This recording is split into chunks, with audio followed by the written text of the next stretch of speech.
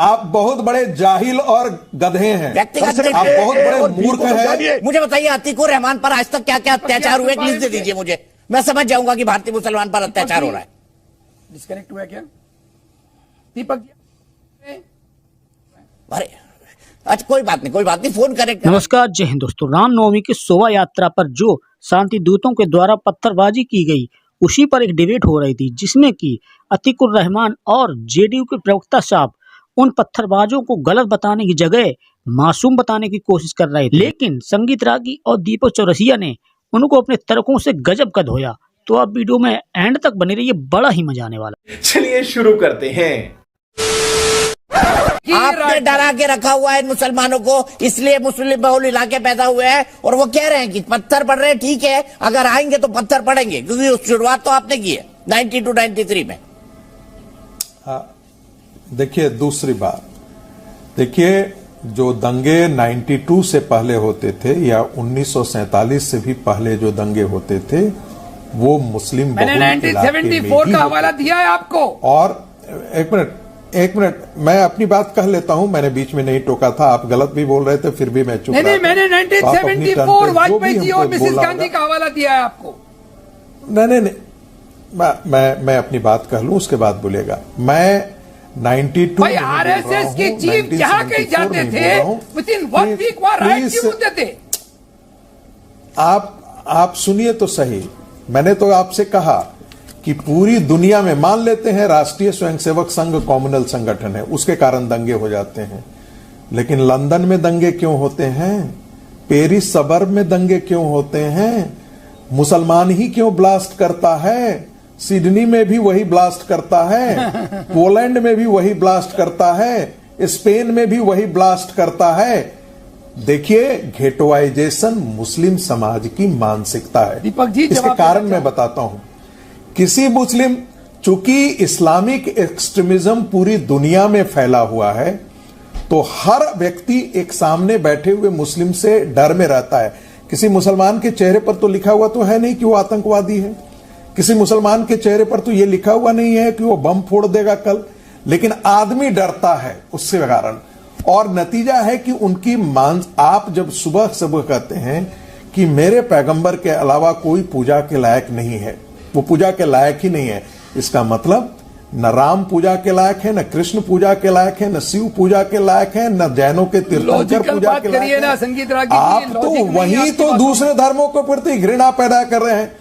और जैसे ही आप ये घृणा की मानसिकता करते हैं, आपके मेरे पैगंबर के बगैर क्या कारण है? कोई सबसे ज्यादा असहिष्णुता, बिल्कुल आपके पास सबसे ज्यादा असहिष्णुता आप ही में क्यों है? अच्छी बहस करेंगे, सबको मौका मिलेगा। कंक्लूड करिए संगीत जी, बहुत लंबा बोल देते हैं। नहीं, देखिए गलत बता रहे हैं, ये बिल्कुल गलत बता रहे हैं। देखिए, इसका मतलब आप कैसे कह सकते हैं कि मुसलमान आतंकवादी है? आप कैसे कह सकते हैं मुसलमान उग्रवादी है? जिन्होंने इतने बड़े बड़े कांड किए, जो देश के अंदर जो पकड़े गए, क्या वो सभी मुसलमान थे? तो नहीं आप किस तरह एक कम्युनिटी के ऊपर इल्जाम लगाते हो? ना आपको ए का पता है, ना आपको बी का पता है, ना जेड का पता है आपको। और कहां पर, किस कानून, किस मजहब में ये लिखा है, किस कुरान में ये लिखा है कि खाली आप जो इबादत है मुसलमान कर सकता है, कुरान की कर सकते हैं, और किसी के कहां हमारे मजहब में लिखा है? ना आपको एक का पता, ना जान का पता। टेलीविजन पे आ गए आप डिबेट करने। क्या बात है यार, क्या तमाशा है आपका? और दूसरे के सेंटिमेंट्स के साथ खेल रहे हैं आप पूरे जो हिंदुस्तान के मुसलमान हैं उनके सेंटिमेंट्स के साथ आप खेल रहे हो। आप बहुत बड़े जाहिल और गधे हैं। करवाली बेइज्जती। आप बहुत बड़े मूर्ख हैं जो बीच में आकर के बोलना शुरू कर देते हैं। आप बहुत बड़े गधे हैं, बहुत बड़े गधे और जाहिल आप हैं। इस्लाम में सुनिए, आप जाहिल हैं, संगीत राग यही जाहिलियत है। मुसलमानों की यही जाहिलियत है, इसलिए जाहिल हो तुम। आप मुसलमानों के ऊपर इल्जाम लगाते हैं। तुम एक गली के बेहूदे। मैं काटूंगा। प्लीज शाहिद साहब, प्लीज संगीत रागी जी, मैं दोनों को हटा रहा हूँ। अतीकुर रहमान जी आ जाइए। अतीकुर जी, मेरे से पहला और सीधा सवाल आपसे है। चलिए मान लिया यहाँ आरएसएस और बीजेपी करा रही है, मान लिया हमने सब कुछ। भाई अफगानिस्तान तो एक इस्लामिक मुल्क है ना, वहां पर प्लेन पर लटक लटक कर मुसलमान ही मुसलमान को क्यों मार रहा था, इसका एक लॉजिक बता दीजिए। मैंने आपके सब तर्क मान लिए, आरएसएस करा रही है, बीजेपी करा रही है, डराती है, दंगा कराती है। अफगानिस्तान में आरएसएस बीजेपी कराती है क्या, जब मुसलमान प्लेन पर लटक के टंगता है और गिर जाता है अच्छी जिंदगी की चाहत में? बताइए अफगानिस्तान में कौन बीजेपी आरएसएस है? गुड क्वेश्चन जी, वेरी गुड। दीपक जी, अफगानिस्तान पाकिस्तान जो कि फैक्ट्री है टेररिज्म की, ये फैक्ट्री ऑफ टेररिज्म बनाई कोल्ड वॉर पीरियड में अमेरिका और रशिया ने। आप हिंदुस्तान के मुसलमानों की बात की रही है ना, गजब बात है। अगर आप यहाँ तो बीजेपी आरएसएस है, वहाँ बीजेपी आरएसएस है क्या? पाकिस्तान अफगानिस्तान में क्यों मारते हो वहाँ मुसलमान मुसलमान को? मुझे इसका जवाब दे दीजिए, मुझे सिर्फ इसका जवाब दे दीजिए, क्यों मारते हैं मुसलमान मुसलमान को पाकिस्तान और अफगानिस्तान में? बम फोड़कर, बंदूक फोड़कर, मिसाइल फोड़कर, कुछ भी। अरे जो रोल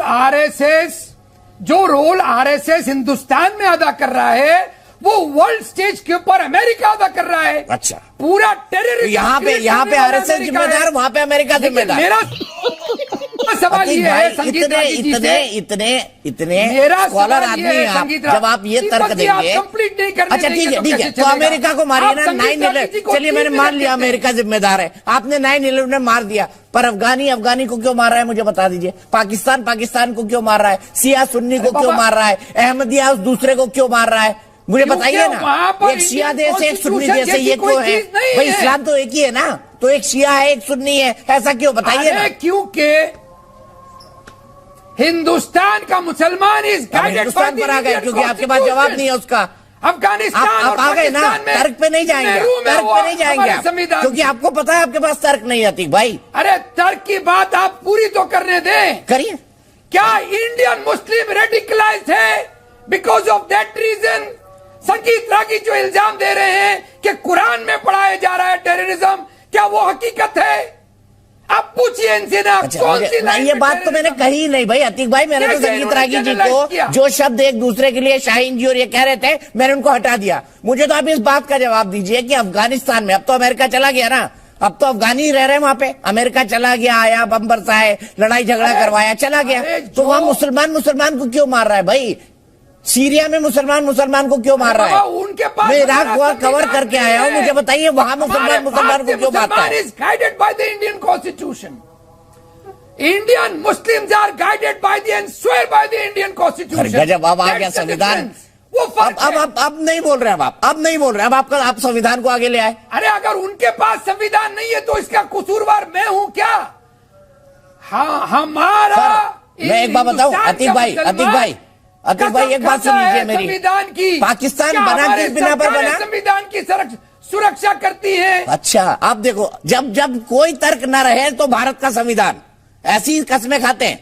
मेरा सिर्फ एक बड़ा सीधा सा सवाल है कि जिन लोगों ने पाकिस्तान मांगा। दीपक जी संगीत रागी जी रुक जाइए, और मैं आपको बोलूंगा बड़े खेद के साथ, आप बड़े विद्वान हैं, लेकिन प्लीज किसी के लिए भी ऐसी भाषा का इस्तेमाल नहीं, अच्छा नहीं लगता। अतीक भाई, मैं सीधे आपसे एक सवाल पूछता हूं, और बड़ा लॉजिकल सवाल है। पाकिस्तान को लेकर एक वोट डिवीजन हुआ ना 1947 में पाकिस्तान बनाने के लिए वोट हुआ। भारतीय मुसलमानों ने वोट किया पाकिस्तान के फेवर में। क्या सब जा पाए? नहीं जा पाए। क्या आपने दिल से स्वीकारा वहां न जाना? नहीं स्वीकारा।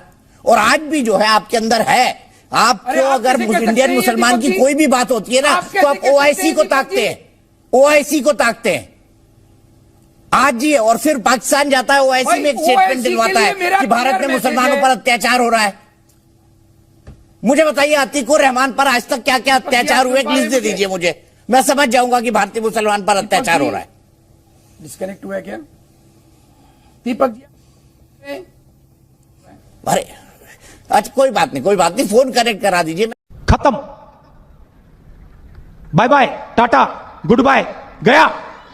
तो देखा दोस्तों कैसे दीपक चौरसिया साहब के सवाल को सुनकर अतीकुर रहमान का ऑडियो ही चला गया, क्योंकि इनके पास चौरसिया साहब के सवाल का कोई जवाब ही नहीं था। इसलिए आवाज़ ना आने का नाटक तो करना ही पड़ेगा। बाकी आपको दोस्तों वीडियो कैसा लगा नीचे कमेंट में ज़रूर बताएं, और अच्छा लगा तो लाइक करें, चैनल पर नए हैं तो चैनल को सब्सक्राइब करें, बेल आइकन जरूर दबा दें ताकि हमारे आने वाले वीडियो का नोटिफिकेशन आप तक पहुंच सके। बाकी मिलते हैं नेक्स्ट वीडियो में। जय हिंद, जय भारत।